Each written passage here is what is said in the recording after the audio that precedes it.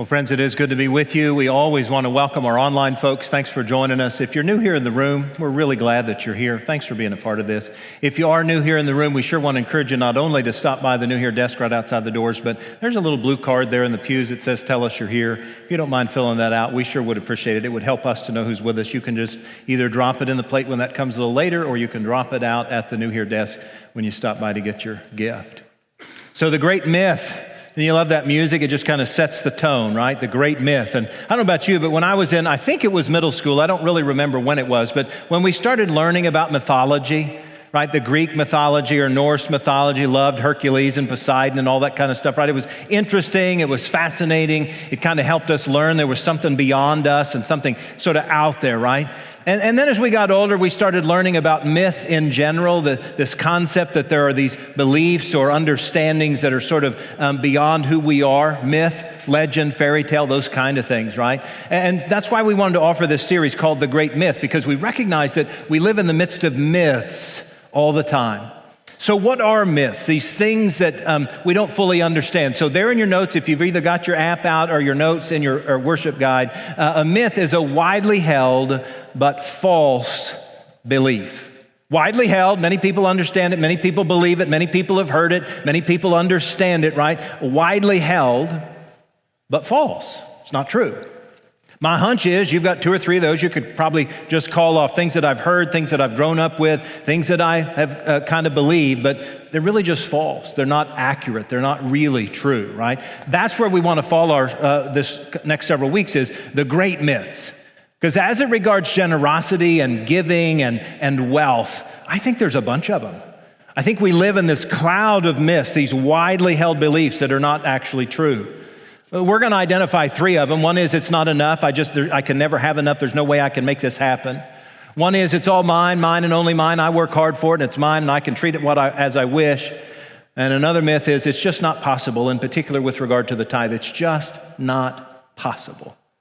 I want to suggest that over the next several weeks, we're going to talk about all three of these great myths, widely held, but false beliefs. And we're going to spend today talking about there's not enough. There's no way that I have enough to make this possible. And I believe that every last one of us has lived into at least one, if not probably all three of these myths in our lives. We've found ourselves there, right? I can't do it. It's not possible. It's mine. I need to keep it myself. But I want to suggest that we can't live that way, that God's got a better way. But I also own that I fall right there, that I fall right into that trap of the great myths, and in particular, this deep one, there's not enough. There's just no way I can do it. There's not enough money. There's not enough income. I can't give some away. Some of you know I've told you about my addiction to Amazon. You remember that. I want to get deeper this morning. I've got an even deeper problem than Amazon. Kay confessed to this. My daughter and son confessed to this. It's even worse. It's the grocery store. I am the primary, quit laughing, Catherine. I'm the primary grocery shopper in our household. Thank you very much. And when I go to the grocery store, you know what I'm looking for? I'm looking for a deal. Because there are some people who believe that I'm cheap. And when I'm looking for a deal, I know that it's there. I know it when I see it. I can smell it a mile away. But you know when that deal is there, I don't always need it, do I? But it's a deal. And so I'm going to take it, right? And so, I happen to have a little bit of OCD, and so I kind of track the money, I kind of track the dollars. Kay would say that I am obsessed with it, but I checked one day and I thought, man, we're spending more on groceries than we have the last year, and I don't get why that is. And so I began to track the dollars, and I began to sort of recognize that I'd found probably, 2 or 3 more deals than I probably should have at the grocery store.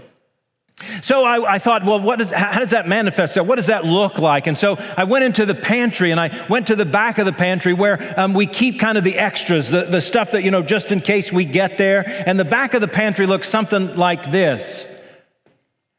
There's 6 mustards on the left. There's 12 dressings on the right. And how'd that get there? Because I found a deal. 1 or 2 times. And then there was a really great deal here just a couple of 3 weeks ago. There were 5. You could get 5 for like 79 cents a piece. So I saw these spices. I just love these spices. And so I got all of these spices there on the right-hand side. They're all the same. Yeah, they're all the same. We don't really need them. I don't have a need for those, but man, it was a good deal. You cannot pass that up, right? I mean, I see a couple of you, I see a couple of you shaking your heads and tapping your spouse on yeah, I see it. We're all that way. And while, here's the worst part. So it doesn't look this way anymore, but in the summer months, because summer's over, right? In the summer months, our outdoor freezer would sometimes look like this. It doesn't look like this anymore, but it sometimes looks like this. That's a picture from our freezer, just in case you didn't know that. But we have been known to have 10, 12, 15 containers of Bluebell ice cream. Not because we need it, because nobody needs Bluebell. Sorry, Scott. Sorry. But I found a new best friend, by the way. Man, our new life group just started, and we're just kind of talking. And all of a sudden, one of our members says, well, I work for Bluebell. And I just melted right there. I was like, I've just found my best friend. So I won't out him in this service. He's in this service, but we're going to start chasing the trucks, right? I just love Bluebell. So my point is, I get caught up in this, right? I see a deal, I find something I want, I see something I just have to have, right? And you tell yourself you just have to have this, and it just it begins to stockpile, doesn't it? I mean, maybe your pantry doesn't look like that, but maybe it's your closet, or maybe it's your car, or maybe it's your music, or maybe it's your house, I don't know. But my hunch is we're all kind of there in some form or fashion, right? And a part of what gets us to this myth of there's not enough. There's no way I can be judged. There's no way I can give any money away. I don't have enough. I believe we get there because of what I refer to as the human perspective. The human perspective on money kind of just sucks us dry. The human perspective on generosity and whether or not I can give and whether or not I can share out of the resources that God has entrusted to me is a human perspective. And the human perspective in your notes, if you pulled them out, the human perspective looks kind of like this. So it starts this way. The more I have, the better, right? The more I have, the better off I am. Man, I just want to have. I want to have those extra mustards and those extra salad dressings. I want to have that extra. The more I have, the better. And the whole goal in this is accumulation. Man, I will feel more secure. I will feel better about myself if I can accumulate. And I begin to start down this pathway that takes me down a path that says, there's not enough. I can't give this stuff away. There's no way. There's no way. In fact, the human perspective also does this. It depends on the provision. My life depends on whether I have this stuff. Really? It depends on whether I got 6 mustards or 12 salad dressings in the cupboard or 10 or 12 or 20 or 50 pairs of pants. My life depends on the provision? Really? That's not right. And yet that's where we often find ourselves, right? And so to give in the human perspective, to give means loss. If I give something away, then I'm losing something. It's like my wallet's opening up, or it's like my door is opening up. It's like something's falling out, right? And so to give in the human perspective is loss. And I don't want to do that, right? I don't want to do that. And so my response is to hold on. I'm going to hold on to this stuff. I'm going to keep this stuff. I'm going to make sure it's all mine, because in the human perspective, the more I have, the better off I am, and I will feel better about myself, right? That creates the myth. It is a myth that there's not enough. It's a myth. We have enough. 99% of us sitting in this room, 99% of us as members or participants in life, we have enough. Clearly, there are some of us who don't. But I guarantee you that 99% of us in this room, we got enough. And we figure, I need to keep it because that's my human perspective. That's my human understanding. God's got a different perspective. God has a different way of understanding that. Timothy, I think, gives us a great insight into that as he talks about the way it could be if we relied more on God and if we looked at the world and our possessions and the possibilities of what we can do with that from God's perspective. Here's what he says in his first letter in the 6th chapter. He starts off saying this: of course, there is great gain in godliness, combined with contentment. I'm just going to hang my hat right there. There's great gain in godliness, combined with contentment. For we brought nothing into this world so that we can take nothing out of it. But if we have food and clothing, we will be content with these. But those who want to be rich fall into temptation and are trapped by many senseless and harmful desires that plunge people into harm and destruction. For the love of money is the root of all kinds of evil, and in their eagerness to be rich, some have wandered away from the faith and pierced themselves with many pains. But as for you, man of God, shun all of this. Pursue righteousness, godliness, faith, love, endurance, gentleness. That's a God perspective. That's an understanding that there's something real about this relationship with God. Remember, he starts off talking about, now there's great gain with godliness combined with contentment. And godliness is not this, man, aren't I good and I follow God and I'm more righteous than you and I'm a better person. That's not what godliness is. Godliness is a relationship. Godliness is knowing that I don't deserve God's love, but I receive it. Godliness is owning that God's grace and mercy is more than I could ever imagine, and I am so grateful that it's there. I know who God is. I understand who God is. I want that relationship. Great gain in godliness combined with contentment. We're going to talk a lot more about contentment in just a minute. Then I love the next phrase, right? There's great gain in this, but then he says it. Now, this is Daniel's interpretation, so you didn't hear this, but I'll share with you my interpretation. We came into this world buck naked, and we're going to leave this place buck naked. We didn't come in with anything, did we?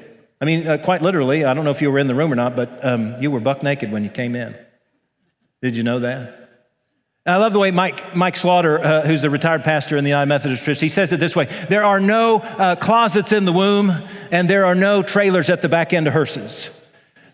We come into this world with nothing, we leave this world with nothing, and it's the in-between time that we got to make something of, and that's where the God perspective comes in. Notice he would go on to say, it's the love of money that makes stuff wrong. He doesn't say money's wrong. He doesn't say there's something wrong with money, because there's not. There's not a dadgum thing wrong with money. It is, after all, an inanimate object, right? I mean, it only has value because we place value on it. There's nothing wrong with money. It's when it captivates our souls. It's when it grabs hold of our heart, the love of money. And when we get into that relationship with money over a relationship with God, that's when we start down the primrose path of the great myth, there's just not enough. But notice, Timothy has a different perspective than the human perspective. He has what I refer to as the God perspective. And the God perspective looks different, right? So the God perspective looks something like this. When it comes to generosity and money and wealth, the God perspective sounds something like this. The more I give, the better. In other words, the more I share of the wealth that God's provided me, the more I offer it to other people or to God or to make the world a better place, the more I give, the better. The goal then, therefore, is generosity. How can I be generous with this stuff that God has provided me? Because that's where it came from, y'all. No matter what our talent, no matter what our skill, no matter what our ability, no matter any of that, this is God's. And so the goal is generosity. And therefore, I depend on the provider, not the provision, the provider. The provider gives me life. The provider gives me breath. The provider gives me all that I have. And so the God perspective begins to change how I look at things, right?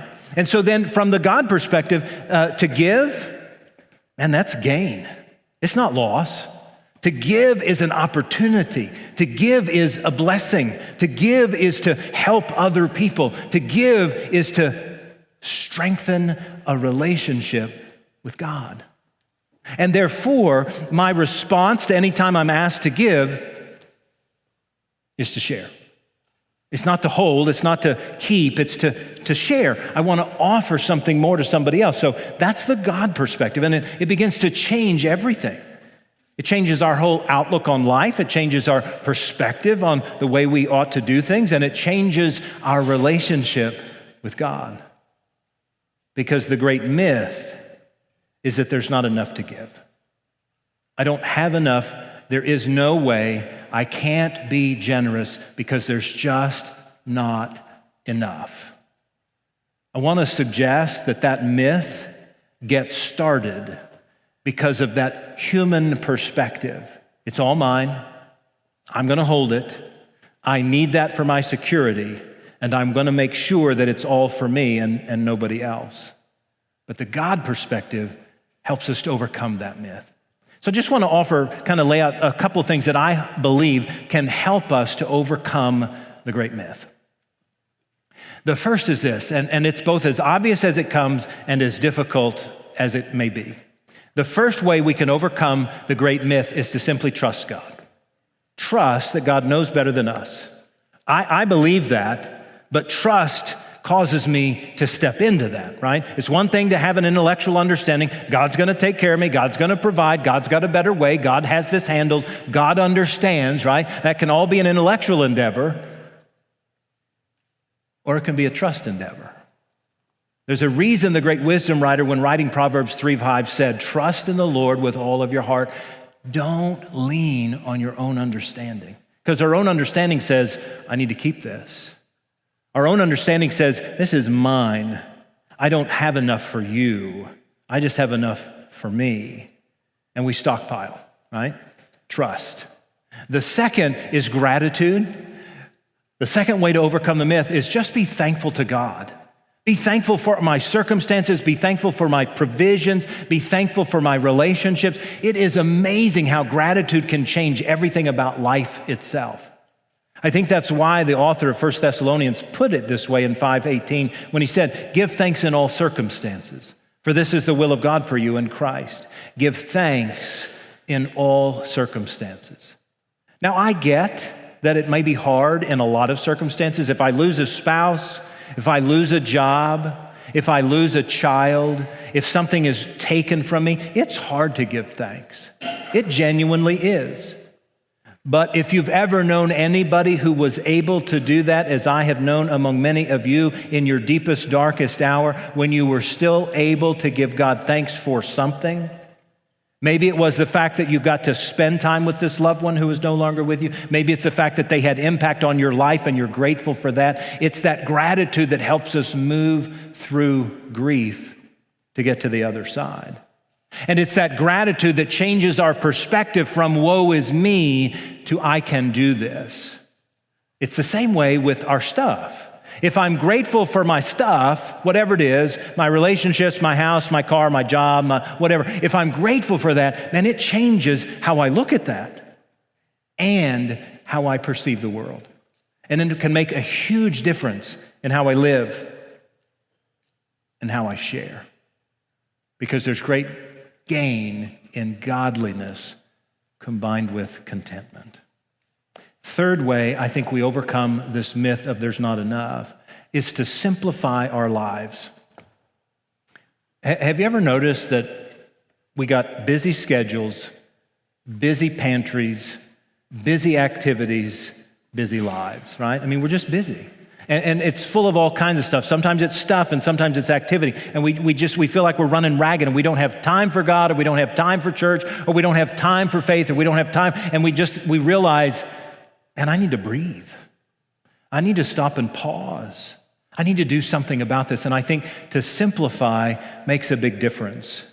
I love the way Jesus in Matthew chapter 6 put it. He says it this way in verses 19 to 21. He said, "Don't store up for yourself treasures on earth where moth and rust consume and thieves break in and steal, but store up for yourselves treasure in heaven where neither moth nor rust consume and where thieves don't break in and steal. Where your treasure is, there your heart will be also."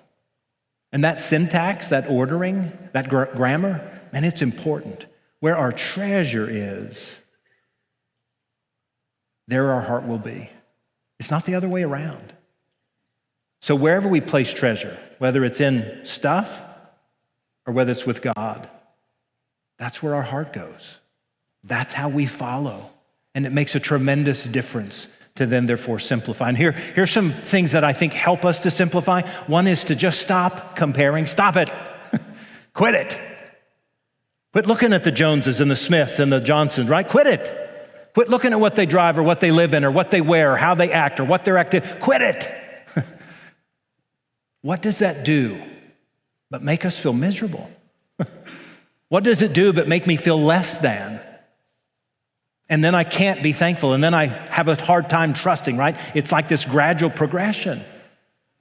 It's why Jesus in that same Matthew chapter 6 would talk about not serving two masters. Because if you do, you either love one and hate the other, or you get confused about it. You cannot serve both God and wealth. We can't compare. They're not the same. If we stop comparing, we stop complicating, and it makes life richer. The other thing that we can do to simplify is to distinguish needs from wants. Look, we've all got both. We all have needs. We all have wants. Needs are critical. Wants are optional, right? But sometimes we reverse them and we start thinking that what I want is what I need. I've got to have that. I've got to have that because I saw so-and-so. They got it and I want it and therefore it's a need. I've been down that rabbit trail just like you. We've got to be able to determine the difference. I think that's why Jesus said, again in Matthew chapter 6, if we'll seek first God's kingdom and what God wants, our needs are taken care of. And that begs trust, doesn't it? And when I'm grateful for it, and it's amazing how that just changes who I am and how I step into generosity. Third way I think we can simplify is to seek contentment, not happiness. I just want to throw up when I hear people say, I just want to be happy.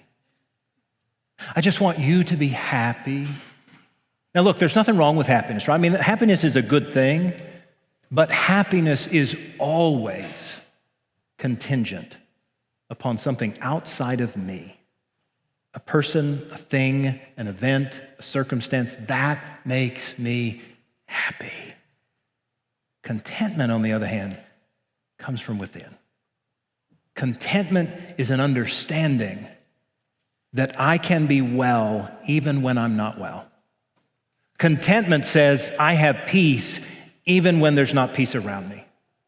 Contentment says I have a relationship with God that secures me and that gives me safety and that helps me and that encourages me even when stuff is falling down around me. So the external circumstances don't matter for my contentment. In the 8 o'clock service, we ended the service with "It is well with my soul," that great old hymn, right?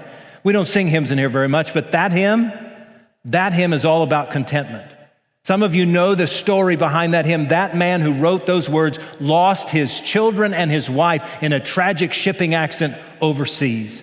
He was scheduled to go with them. He didn't. He had business. They went. They sunk. Everybody died. He writes the hymn, "It is well with my soul," on the way to the funeral across the Atlantic Ocean. That's a man who understands contentment even though his entire world has fallen down around him. Everything bad that could have happened, happened. And he's still able to write a song called "It is Well with My Soul." The difference between contentment and happiness. There's a reason the Apostle Paul, when he would write to the church at Philippi, would say to them in the 4th chapter, look, I'm not asking for stuff because I don't really need stuff. Because what I've realized is I know how to be content with whatever I have. It's the hardest human thing to find, contentment, because it's based in trust and gratitude and simplifying. But when I get there, it makes all the difference in the world. I think the 4th thing that helps us overcome the myth of there's just not enough is to just commit. To just step one step closer, to just get a little more toward what it is God's asking for and the way God desires. Listen to how Timothy ends this chapter that we started with about godliness with contentment. As for those who in this present age are rich, and by the way, if you've got a car or a house or food on the table, any one of the 3, you're rich.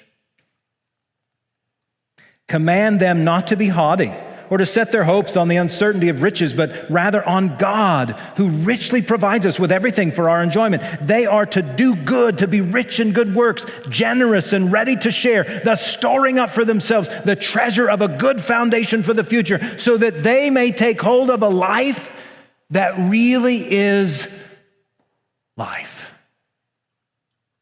And I don't know about you, but when all is said and done, that's what I'm looking for anyway, right? That's what I'm looking for. That's what I desire. I want that life. I want that thing. And that's contentment.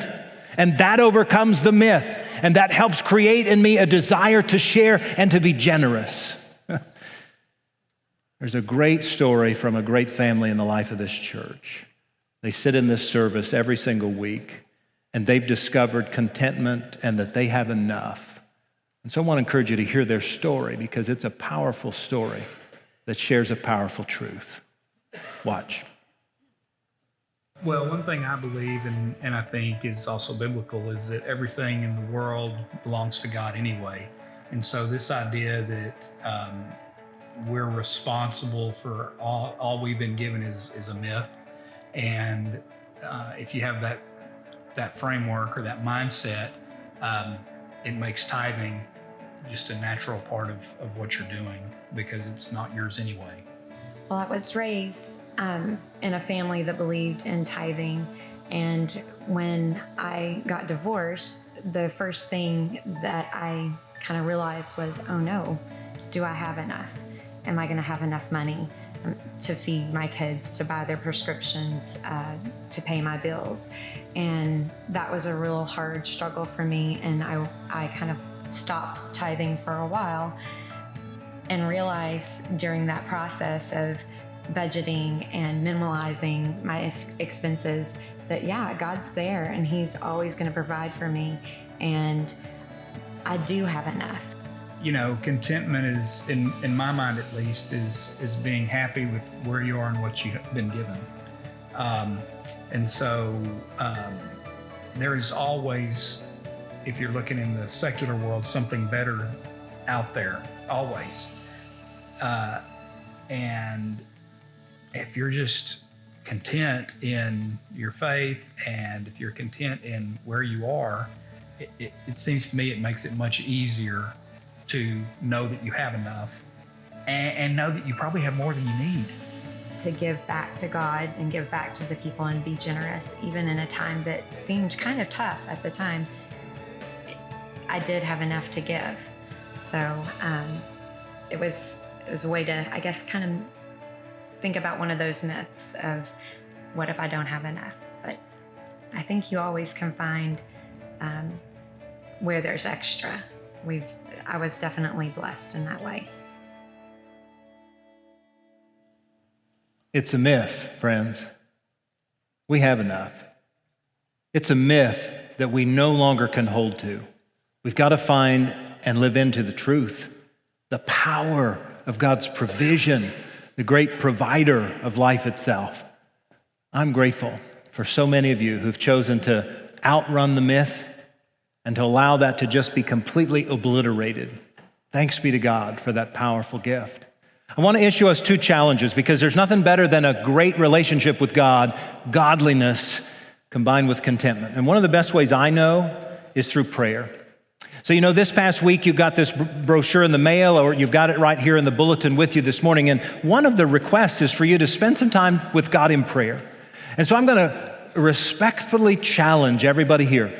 Do not make any kind of commitment for 2020 until you've prayerfully considered it. Prayerfully asked God, what do you want of me, God? What are you asking of me, God? What do you want to do through me, God? How can I respond, God? That's the first challenge. Develop a relationship with God through prayer. The second, I've issued this before and I'm going to issue it again this year. I call it the 90-day challenge. The 90-day challenge simply says for 90 days, 3 months, I challenge you to step up to the tithe if you're not already there. I challenge you to commit to the tithe as a form of obedience, as a form of saying, God, I trust. God, I'm grateful. I will simplify and I will commit. And let me tell you what my experience is both in my own family and every single person without exception, who steps up to the tithe. Never gone without, never hurt financially, never suffered a setback. I don't know why. I don't understand that. All I know is it's about relationship and it's about commitment and it's about busting the myth. Whether you start tomorrow or whether you start in January, I want to challenge you. 90 days. Try it out. See what happens. See if God doesn't open the heavens and pour out a blessing on your life somehow, some way. Friends, these are nothing but myths. I love busting them, and I pray we will challenge ourselves to overcome them this day and the next. Will you pray with me? Holy and loving God, thank you. Thank you for giving us life. Thank you for loving us beyond compare. Thank you for helping us to be grateful and to be generous in the way we live and in how we are every single day. God, you are the great provider. Help us to trust you enough to be generous with our lives. God, this is our prayer. And we lift it in the name of the one, Jesus, the greatest lover, the greatest giver, the greatest provider there ever was, in whom we place all of our faith and trust. Amen.